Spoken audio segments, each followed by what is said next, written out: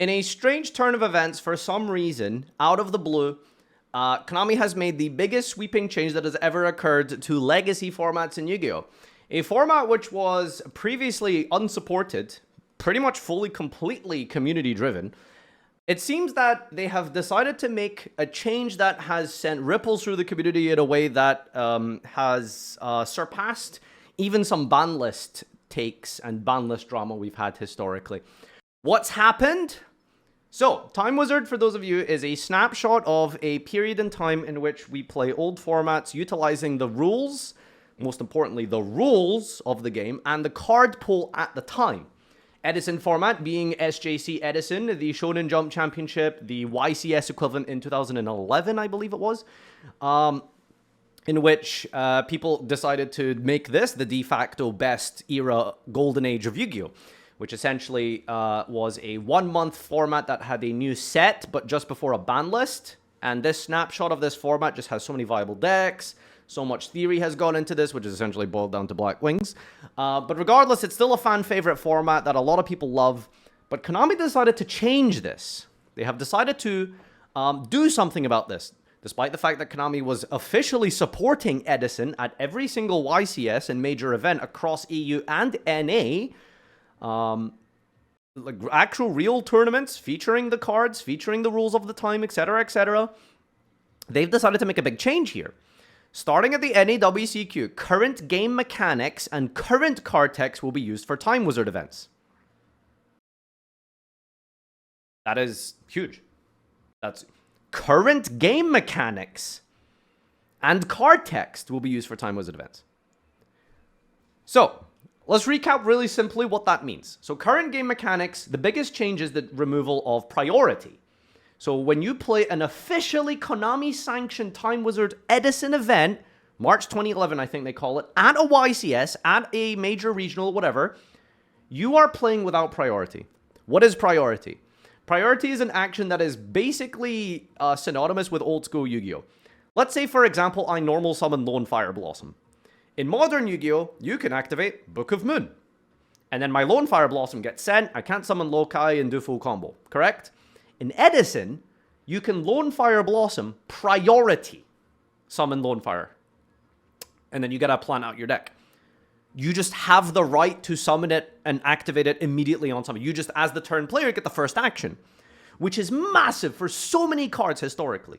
Rescue Cat can just priority special summon out the deck here. Imagine being able to book of Moon a Rescue Cat. Huge. You can't Wind Blast it, you can't Raigeki break it. All of these on, not even on summon, all of these monsters that have ignition effects just get to become significantly more powerful in old school Yu-Gi-Oh! Now, it's really broken, admittedly, but we're not here to talk about what's fair and isn't fair. That's not the whole purpose of this. The purpose of this is to really try and understand conceptually what does Time Wizard mean and what this means like going forward for the player base. Now, the next portion here mentioned is that current card text will be used for Time Wizard. Current card text meaning, you know how so many cards over the last like 5+ years have had erratas. We've had erratas for Chaos Emperor Dragon. We've had erratas for Sangan. Rescue Cat as well has also had an errata. All of these different cards over the course of many years now have had erratas. They have been balanced by Konami just changing the card text on them, which, you know, we don't need to get into the discussion on and concept of erratas. I find it to be very weird. Why would you an errata on a card? Like, a card should just be banned or retrained, I feel like. But anyway, that's besides the point. So the updated current card text of cards will be used. Now, some notable cards that are affected by this in Edison is, I think one of the biggest ones is Raikou, the Lightsworn Doggy. So currently, Raikou does not target. If you flip summon Raikou and activate the effect, you can pop a card on the field. In Edison format, it targets. So you can flip Raikou, target a card, they can chain it. Now, in Edison format, if you activate Raikou, your opponent has to respond immediately. So Raikou can now beat Stardust Dragon, a huge, powerful Edison boss monster. Another change in card text that we've seen is Red Eyes Darkness Meadow Dragon. Red Eyes Darkness Meadow Dragon is now a once per turn in current modern Yu-Gi-Oh! In Edison, that card wasn't once per turn. Soft once per turn, rather. Now it's a hard once per turn. So you couldn't, like, go... Now, or rather historically, you go red MD, summon another dragon, I believe, and attack for game. You can't do that anymore. Future Fusion has had a recent errata in the last couple of years. Future Fusion used to instantly mill. Now it doesn't mill.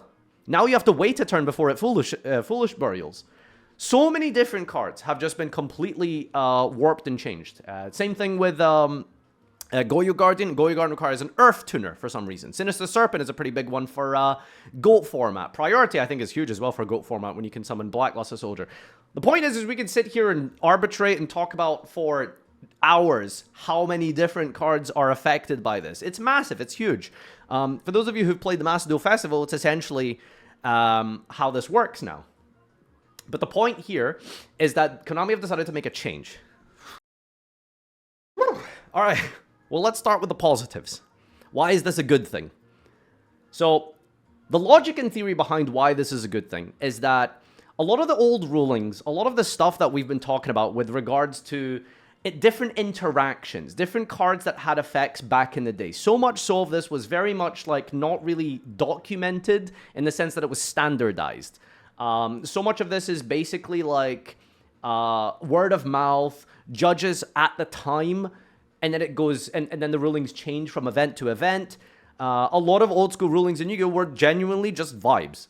And so nowadays, everything is a lot more stricter, a lot more stringent, a lot more standardized, even though we don't have a database for rulings, haha.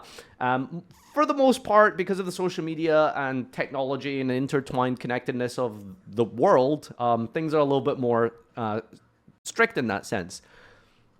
So the good thing about this is that rather than arguing at events, telling people like, this card works like this card doesn't work like this, actually this card does target, actually this card, because so many ruling disputes would happen at events and judges would regularly get them wrong at Time Wizard events. There's so many stories of judges being incorrect after the fact at YCSs and stuff during Time Wizard tournaments. Not really their fault, though, because they aren't trained in Edison. There isn't really an Edison rulebook. There isn't an Edison test. And so the issue is kind of really altogether solved by standardizing all the card text together. Yeah, that's the main argument in theory, is that a lot of old school Edison players are very gatekeepy. They kind of just, sometimes make up rulings on the fly, and you don't really have a way to verify except by asking a judge, but the judges are also just not as well versed in old Yu-Gi-Oh! So by making everything fully standardized, it makes things fairer, I guess, is one way you could argue this. Another argument for why this is a positive is that apparently it's like a marketing way in which Konami can get people into Yu-Gi-Oh! If you play the Master Duel Trials, they all utilize current card text and and rule sets. If you play the Duel Trials for Go, for Edison, for etc., that have all happened in Master Duel, it's a nice transition into real life play because the way the cards work in Master Duel are going to be the same how they work here. For those of you who've played Time Wizard at real events, you probably have noticed that there is a lot of new Edison players. I know, it's crazy. As someone who is 400 years old, that is baffling to me to think that there are people playing Edison today that weren't even fucking born the time Edison was released. But there is genuinely a lot of just new Edison players. And so for them, it's very jarring and weird as a new Yu-Gi-Oh! Player to have to learn all of the complexities that is associated with modern Yu-Gi-Oh! But then it also is just different when you play Edison. So these are the positives. The negatives. Where do we begin? Why are we changing Edison? Why are we changing it? Why are we changing this? So the very word of Time Wizard sort of kind of stipulates that it's you go back in time and you play a format and a legacy game at the time and how it was played at the time with the same rules, the same card pool, and the same format. It's very arbitrary and it becomes a slippery slope when you make changes. The whole purpose of a Time Wizard format is to take a snapshot of the game as it was at the time and then play it that way. If you bring in, like, all of these new rules, you standardize it to the modern rule set, it's just kind of like, well, you've just made a new game, basically. Like, it's just a different format. All it is, realistically, is a different format, because the card pool is very different. The card pool is very different to Edison now. Because Raiko's buff is huge, Goyo's essentially banned, Future Fusion is like significantly worse. It doesn't really make any sense. I just think that when you bring in these rules to try and change the game, you're defeating the purpose of what Time Wizard means. I think it's a very simple, basic idea and concept. I don't think there's anything like debatable about this. If you want to play historical Yu-Gi-Oh, it should be played the way it was historically. I think it's very weird that we're going to make some changes, because at that point, it's no longer a legacy format. It's just an alternative format that you've created, right? And I think that's like the biggest main takeaway from all of this. It's really like the only main argument that most people can really bring towards why this is a bad change. It's no longer about it being a snapshot Time Wizard format. It's now a just alternative format. It's just a different game mode, which is fine. You know, alternative formats, there's millions of ways to play Yu-Gi-Oh! We do it all the time with the content creators and stuff, but it's not Edison. Why did we make the change? Well, I guess we know why, because of all of the logistical restraints involved with judging and stuff, but it doesn't really make any sense from a gameplay perspective, and everyone plays Edison for the gameplay aspect of this. So I think it's very strange that this is essentially the angle they've decided to go with this. I don't really like it, but also at the same time, I'm not very passionate about this because I'm not an Edison player, so it doesn't affect me that much, but I have basically seen no one talking about this from a positive angle. I have not seen any positive comments from this, other than people who don't play Edison and just want to see Yu-Gi-Oh! Burn.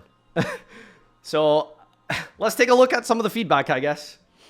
I posted about this yesterday on my YouTube post section. Apparently that's a thing, by the way. I could just read through some of these, I suppose. To finally add it to Macedo without extra coding. Hashtag cope. First of all, it's not coding, it's scripting. Which I think technically scripting is coding, but scripts are significantly easier to write than codes from a software perspective. I have a couple of theories. Firstly, to make running tournaments easier. Well, actually, okay, fine, it is coding, but am I or am I not correct that scripting is easier than coding? Right? What the am I? Scripts are... What? No, you are not correct. They're the same thing, essentially. Scripting is coding. It's a subsection of code. All right, fine. Scrub what I said. The point here is, like, scripting a Yu-Gi-Oh card is not difficult. In the sense that it doesn't take, like, QA assurance and testing and all that kind of stuff. There's a reason why Edo Pro and Bastard Duel, whatever it's called, you know, the community-driven simulators and stuff, these things get their cards essentially instantaneously, right? Literally within hours of a new card being released, they're scripted and implemented into the game. So it can be that difficult. Are you a moron? Am I or am I not objectively correct that when a new card is announced, it is in the simulators within hours? If it's so hard, how does it get into the game within hours? It can't be that difficult. Okay. So this isn't a personal attack on anyone who does software development and coding, okay? Like, I'm not saying your job is stupid and dumb and easy.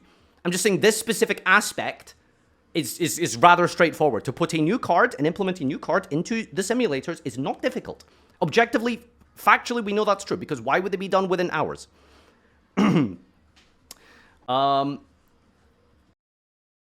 Farfa saying scripting is easier than coding is like saying making cookies. My bad. My bad. Scratch that, okay? I rescind that comment. Can we just stick to that? We're talking about Edison. I have a couple of theories. Firstly, to make running tournaments easier, as Konami doesn't want to use third-party databases to check cards and only wants it to be Neuron. So with the possibility of something at a boiling point, they decided to just have it so that if they need to consult a card TOs or judges can consult the same resource that is for standard play. Secondly, this may be incorrect, money. Frequently, Konami does not try to reprint cards for these format, but in many cases, nobody buys them or they're just far less valuable. Simply because they're post-errata versions of the cards. Take the Goyo Guardian QCR, for example. The final reason is that as some copium, they want Macedo to host more time travel, and Macedo is useful for practice for defense. Everyone uses uses their sim of choice since they have the correct rules. This is also another argument as well. Edison format doesn't make Konami any money. And in the end of the day, Konami's a business. And they want to make money. And Edison is not making Konami money because all of these cards are pennies. You can build an Edison deck together for like $30 or something just on the secondary market. Konami doesn't make any money from this. Now, they could make money from this if they made Time Wizard-centric sets and stuff like that. Why don't they?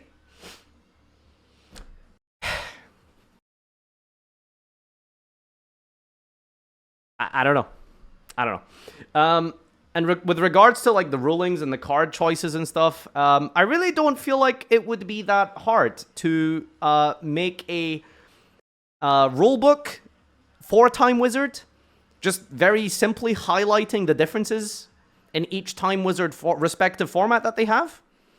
It's a one-page handout. Like, it can't be that difficult, right?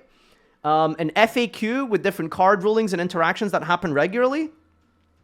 Like, the community and the fans have already done the hard work. That's the hilarious thing. Like, the people in the community have already done the heavy lifting. Like, Konami doesn't have to do much. They just have to copy-paste on, like, Pojo and stuff like that. There's, like, so many different resources all across the internet. One page of paper does cost money. There's no problem. Then the last two rarity collections have a lot of Time Wizard relevance. Yeah, they did. But I think ultimately, like, it's hard to say since there isn't really a way to divide it. But major product is generally, like, modern related, right? People buying rarity collection are buying it for the insane reprints, right? It's hard to tell, okay, so what percentage of people bought rarity collection boxes because they wanted Edison cards, and what percentage of people bought rarity collection because they wanted modern cards? There's no real way to, like, surmise that. And so I think they're just kind of throwing in these Edison reprints there as, like, little sort of, you know, just here you go type of things, rather than, like, real genuine market pushes at a specific audience and demographic, right? The Nostalgia Pull stuff was crazy popular from a vending standpoint. Well, there you go. There's a vendor in the chat who's telling us that it was very popular, so... How do you do a percentage on that? You could look at it from an individual market seller, case-to-case basis, but basically, I know a lot of the Edison-related and Legacy-related things for Konami is like they're just not making money of it because most of the cards can be bought in the secondary market. The problem, and Simo posted about this, is that people here don't understand this ruins the balance of these formats having these rulings in place. Serpent's probably fine, but Goyo is super important. It makes other legal cards stronger if decks can't make it. Just play your own events. People, Konami should be ashamed. Again, like, you could almost look at this from a positive perspective. Edison has been around for, like, many years in the public mainstream, I want to say. It's been probably, I want to say, like, 2 or 3 years where Edison has been really popular, really standardized, and supported by Konami. And so there's been so much theory, so much gameplay involved in this. Imagine you played, like, a new format in Yu-Gi-Oh! But we had to play, like, Snake Eye Macedo current format for, like, 3 years.